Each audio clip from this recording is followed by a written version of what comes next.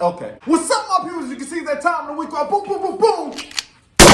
Beat y'all face with another video, and in this video, we'll be breaking down another episode of WWEville featuring Hollywood Hulk Hogan brother. It's coming down, baby! So if you're not ready, make it ready, because here we go. Let's get it, man!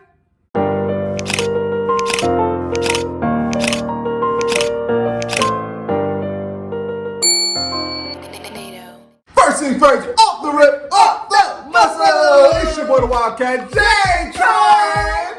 Sable. And like I said in the beginning of this video, we did just recently watch WWEville featuring Hollywood Hulk Hogan. This was actually the first episode of the 8 that they got up there. And Hollywood Hulk Hogan, she found out a lot about this Hollywood Hulk Hogan brother. I was happy that I finally got to see like the origin stories of a lot of controversial things, which of course we're gonna get all into in just a moment. Before we get into that, please like this video, hit the subscription and the bell. And share it. And share. Be generous. Be generous. To us. To us. Because we're generous to you. Kick it right off. This video starts off with Hulk Hogan, of course, in the 80s, and they're talking about his rise.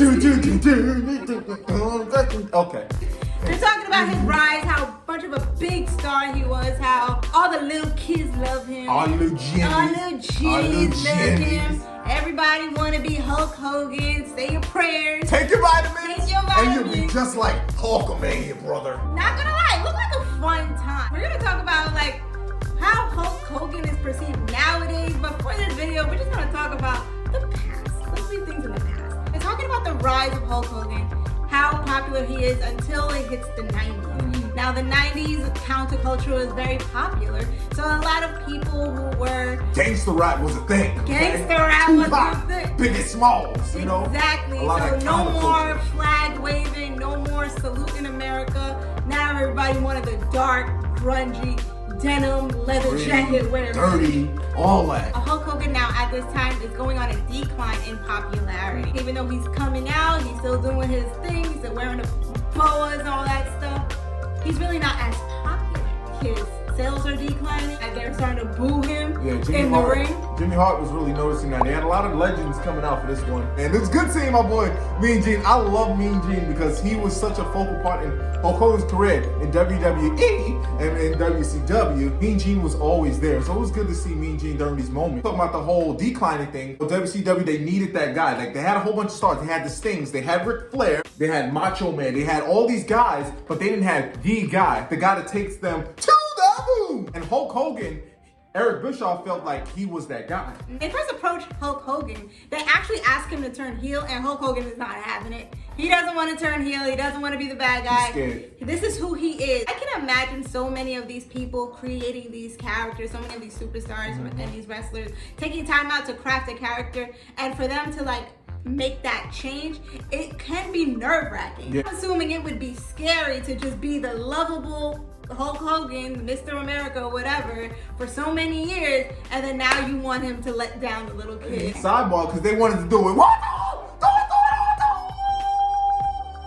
John Cena. John was ready to do that, but Vince was like, oh, no. John, no. You're going to say the good guy. Hogan was willing to take the risk. Yeah, he did take that plunge, and you know, you got to give him credit for that. The Bash at the Beach, 96. Scott Hall and Kevin Nash come out. And they're supposed to reveal this mystery third man. Everybody is wondering who's it gonna be, who's it gonna be. And then, surprise, it's Hulk Hogan. They wanted Sting to be in that position, who was actually on the opposite team. So it was Sting, Lex Luger, and Macho Man. So they was the other 3 people. But originally, Sting was supposed to be the third man. And Hogan was like, no, brother. Honestly, what's funny is that they didn't know if Hulk Hogan was actually going to go through with it. Right before the show is going on, they're kind of waiting, and Hulk Hogan's like mulling it over his head, like he has not made a decision yet. And he's like holding their breath, like, is he really going to go through with it? Hulk Hogan, as we'll talk about, had a lot of pull. Oh, yeah. So, you know, he had a lot of control over who he was. So it was really up to him. Thankfully, he kind of went through with it. He comes out. Everybody's wondering what side is he gonna be. What side is he on? And they're like, wait a minute, what do you mean what side? He's Hulk Hogan, he's the good guy. What do you mean? What side is he on? He turns around, tries to let go. Boom! on Randy Savage, and there you go. Hollywood Hulk Hogan was boom. From that, what we get?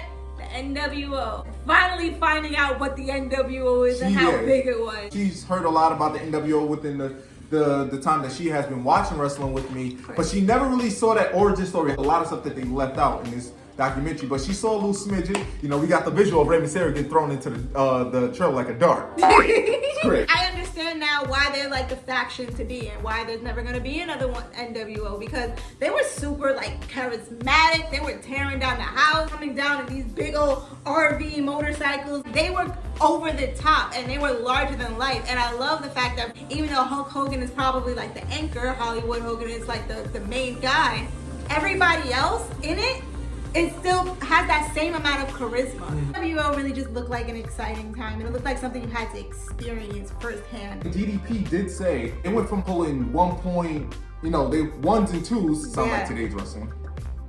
It was pulling in 6, 7s, 8s. With the rise of the NWO, this change that Hulk Hogan made led to the company growing tremendously. Like, people was really watching WCW. And they came out swinging, and Hulk Hogan really just took them to the next level. But of course, like, not everything that's good, you know, stays good. Even though they were reaching the heights of their popularity, a lot of things backstage was going to like pots. Hulk Hogan had complete creative control over his character and how that really affected the business because he wasn't putting people over. He was really evil. You go back and watch those NWO documentaries, you hear Jericho's, the Eddies, and Benoit's, and Rey Mysterio's, and all these guys. They knew that if they was going against the NWO, they knew they was going to get beat down. There was no way a Jericho was going to go over somebody in NWO. Two people that got through, off my knowledge, off the top of my dome piece, it was Goldberg, Sting, and I would possibly say Lex Luger. Other than that, if you were somebody else,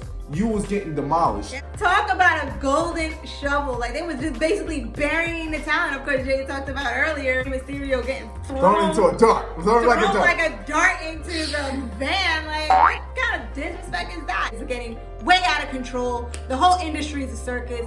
It's a madhouse.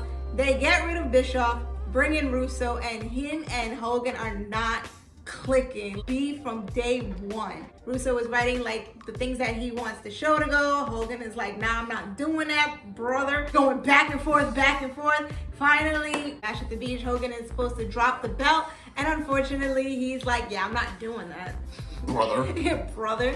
And I'm gonna drop it tomorrow on Nitro, but I'm not dropping it tonight. No. Russo was not having it. Vince Russo, he was all about the young guys. He wanted to put the Jarretts over. He wanted to put over Booker T. Booker T's probably a five-time WCW champion because of Vince Russo. It's understandable you want to put over the new talent. That's something a lot of people complain about nowadays, is that new talent is not getting put over. You can go back and forth with that argument, but I think Russo had good intentions. Maybe just the way he was executing it was like wrong. No. But I don't think that like the mindset he has was a bad mindset. He meant well, but we also had Judy Bagwell on a forklift, and we also had a Viagra on a pole match. But when it comes to this particular moment at Bash at the Beach, he said he came up with every idea to make Hulk Hogan look like Superman. He was like, the third thing I wrote, I made Hulk Hogan look like he kills everybody. It's just that he's not walking out with the title. So what he did was, before the match comes on, he went over to Jeff Jarrett, was like, yo, my guy, come over here.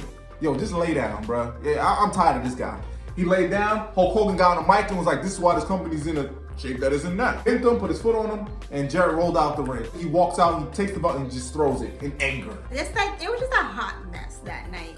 And you could tell even from the audience, like, they're confused. Like, they don't even know what to look at, like, what to believe. Like, is this part of the story? Is it not? But no, Russo gets on that microphone, and he just, like, you're never going to see him again.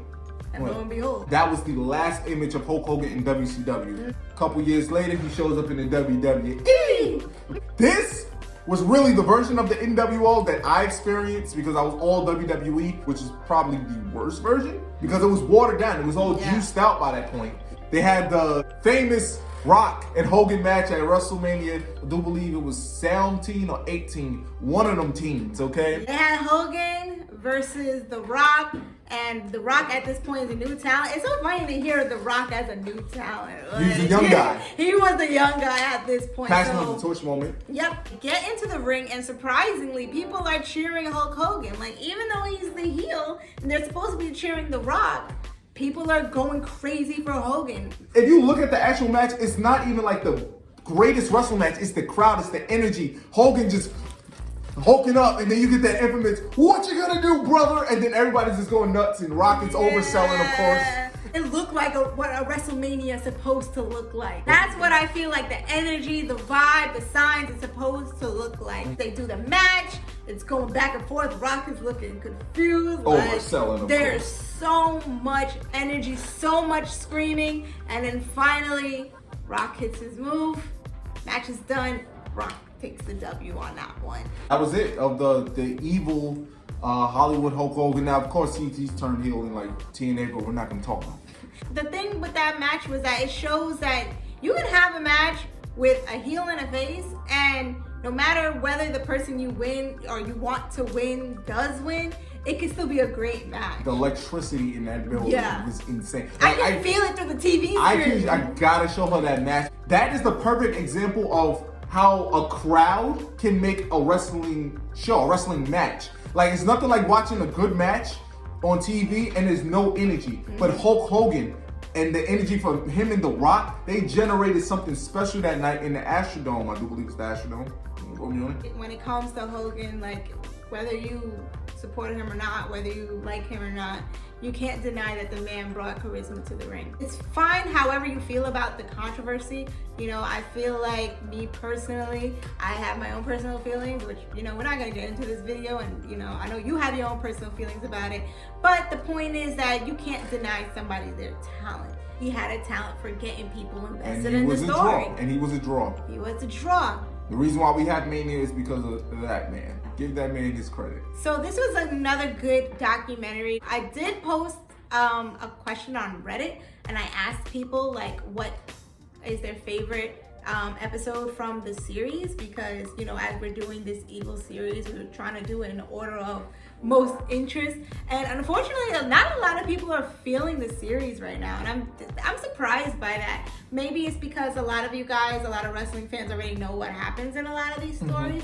But I think that the stories are doing a good job of at least streamlining, giving you the bullet points of what it is that happened. We already did a review on the Roman Reigns. We did a review on Sasha Banks. And now we're doing Hulk Hogan. So please leave a comment below. What do you guys think is the next video in the WWE Evil series that we should do? I got some. Looking diabolical.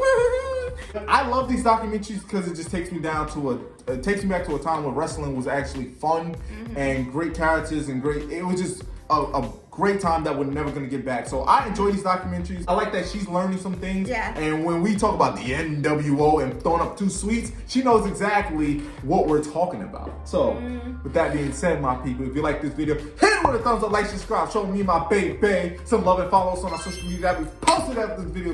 Until the next video. Wildkatjaytroy! Sable. It's out.